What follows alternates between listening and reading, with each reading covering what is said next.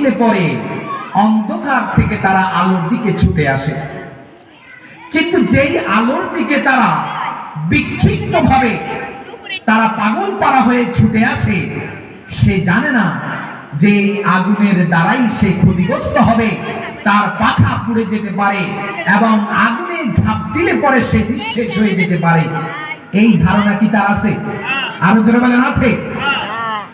আল্লামা গাজী সানাউল্লাহ ফানিপতি রাহমাতুল্লাহ আলাইহি বলেন, আল্লাহ রাব্বুল আলামিন দয়া পরবশ হয়ে তিনি এই আয়াতের মাধ্যমে বান্দাদেরকে বুঝাই দিতেছেন, বান্দারা শোনো, এত বেশি অহংকার করবা না, ক্ষমতা নিয়ে এত বড়াই করবা না, প্রভাবের ঠেলায় হ্যান করেঙ্গা গো ত্যান করেঙ্গা, লাঠিকা কুকুর মুকুর ঘোরেঙ্গা, এত প্রভাব বিস্তার করার চেষ্টা করবা না।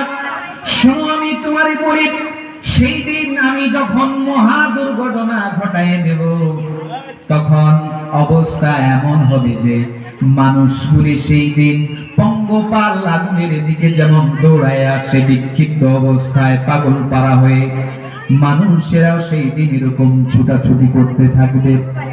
অন্য আয়াতে আল্লাহ রাব্বুল আলামিন বলেন, কাআন্নাহুম জারাদুম মুনতাশিরা, মানুষেরা একে অপরের উপরে সাগরের ঢেউ যেমন একটা ঢেউ আরেকটা ঢেউয়ের উপরে আছড়ায়া পড়ে, মানুষেরা সেই দিন বেহুশ বেকার হয়ে একে অপরের উপরে ছিটকায়া পড়বে। তারপরে আল্লাহ রাব্বুল আলামিন বলেন, ওয়াতাকুনুল জিবালু কালইহিনিল মানফুস।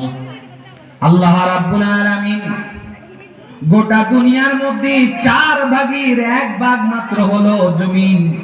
এই জমিনকে বিশাল জলরাশির মধ্যে ভারসাম্য রক্ষা করার জন্য, ব্যালেন্স করবার জন্য বিশাল বিশাল সূর্য পাহাড়গুলিকে পেরেক হিসাবে ব্যবহার করেছেন।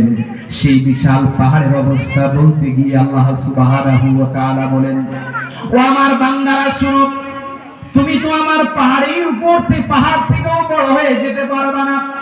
যেই পাহাড়গুলিকে পৃথিবীর ভারসাম্য রক্ষা করবার জন্য আমি পেরেক হিসাবে মেরে রেখেছি, আমার যখন মহাপ্রলয় ঘটায় দেব, আমি যখন ইসরাফিলকে ফু দিব, কিয়ামত যখন শুরু হয়ে যাবে, ইসরাফিলের শিঙার ফুঁয়ের প্রচন্ডতায় বিশাল বিশাল পাহাড়গুলি সেই দিন ধ্বনিত তোলার মতো উড়ুড়ি করতে থাকবে।